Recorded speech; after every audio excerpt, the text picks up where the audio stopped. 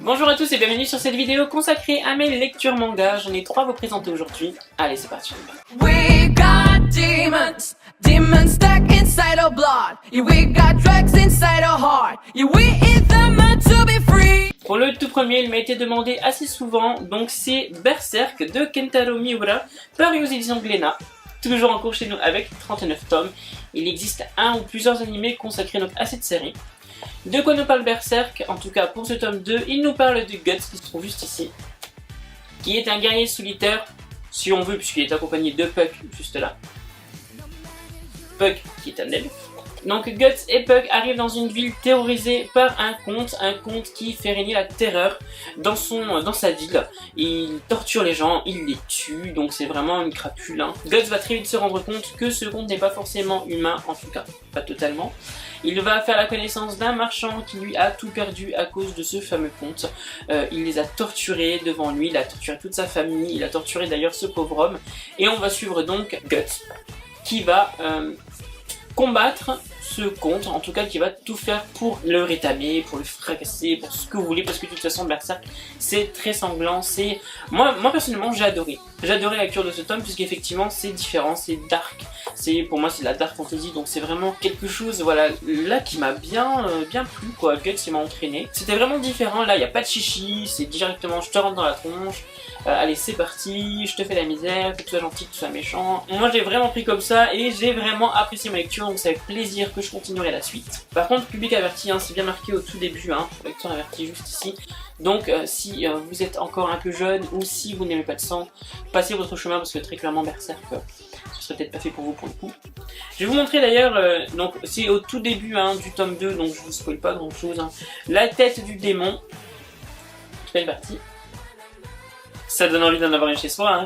Une grosse limace comme ça qui fait peur. Et je vous montre un peu plus en détail les dessins.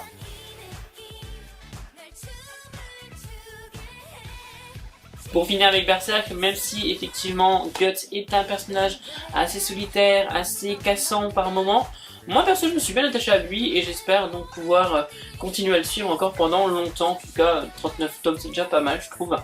Mais voilà, si l'auteur ne s'est pas encore arrêté, c'est que forcément il y a encore quelque chose à raconter. Donc moi c'est avec plaisir que je vais continuer l'aventure. Je vais vous présenter donc une série créée par Hiro Mashima qui l'on doit donc Fairy Tail. Il s'agit de Rave.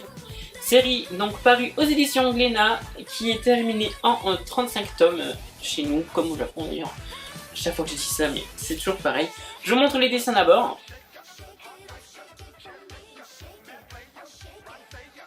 De quoi nous parle la série Rave? Elle nous parle de Haru, que l'on retrouve juste ici. Va faire la rencontre de Shiba, qui se trouve juste là. Et de Plou. Également là. Alors, si vous reconnaissez Plou dans ce manga, c'est que tout simplement vous l'avez vu dans Fairy Tail. C'est une clé de Lucie. Elle l'utilise, voilà, elle pense que c'est un chien. Très concrètement, ça me fait penser à un bonhomme de neige. Mais bon, après...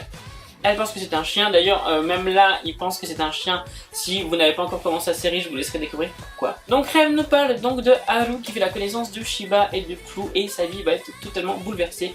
Puisqu'en fait il va découvrir qu'il y a des gens qui sont mal intentionnés dans le monde. Il faut savoir que Haru vit dans une petite île qui est plutôt à l'abri et protégée de tout ce qui se passe à l'extérieur. Et il va se rendre compte que le monde à l'extérieur est plutôt compliqué. Alors non, Haru n'y a pas encore mis les pieds, mais selon les récits de Shiba, il existe une organisation qui s'appelle les Demon Cards, qui utilise des Darkbrings, donc c'est des objets, enfin des choses voilà, qui vont pouvoir utiliser un pouvoir grâce à ça. Et en fait, il va découvrir que lui-même est élu, c'est le seul élu qui pourra utiliser donc la pierre Rave pour pouvoir donc en quelque sorte sauver le monde. Voilà, c'est assez grossièrement dit, mais c'est ça. Ça va pas voter. C'est-à-dire que j'aime beaucoup Fairy Tail de Hiro Mashima et je vous avoue que j'ai plutôt bien rigolé pour ce premier tome. Là encore une fois ça m'a pas... voilà, je me suis pas attaché au personnage.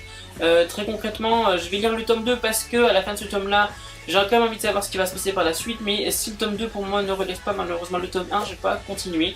Alors là encore je ne critique pas l'œuvre, hein, pour moi voilà, c'est mon avis à moi tout seul, hein, voilà, qui n'engage que moi. Voilà, il y a d'autres œuvres que je préfère, là pour Hiro Mashima c'est vrai que je préfère Fairy Tail. Rêve pour moi ça m'a pas parlé, au niveau des combats ça m'a pas parlé non plus. Voilà, les seules choses que j'ai trouvé sympa c'est que ça se lit dans le sens normal d'un livre. Voilà. On n'est pas du tout dans le sens inversé de lecture. Et il y avait Plou, voilà. flou, ça m'a relié du coup avec Lucy, je trouvais ça plutôt sympa. D'ailleurs, il y a un soleil à un moment dans une maison, enfin, dans la maison où habite Haru, il y a un soleil, et il me fait flipper ce soleil. Il me fait, oh là là, mais c'est quoi ce machin? Pourquoi est-ce qu'il l'a inventé? Pourtant, il est pas méchant, hein, mais il est spécial.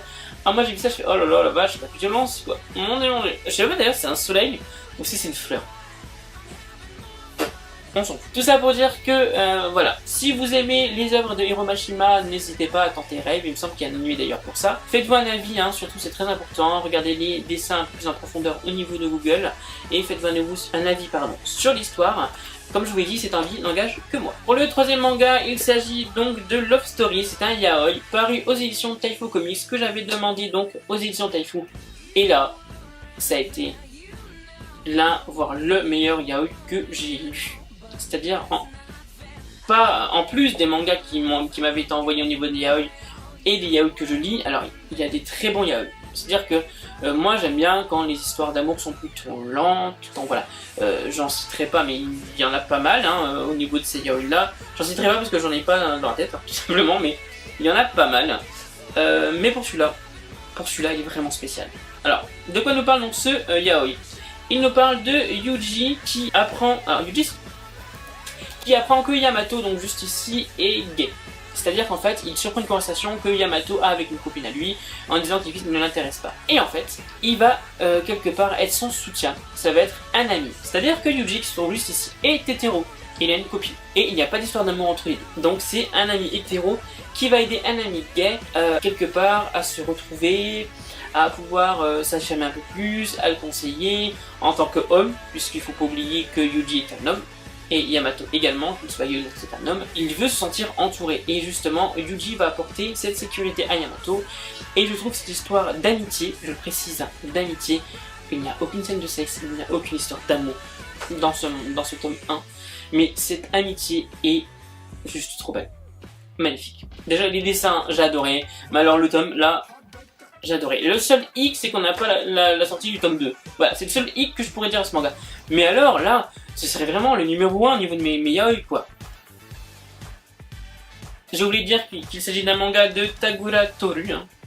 On va quand même lui rendre son œuvre. Hein.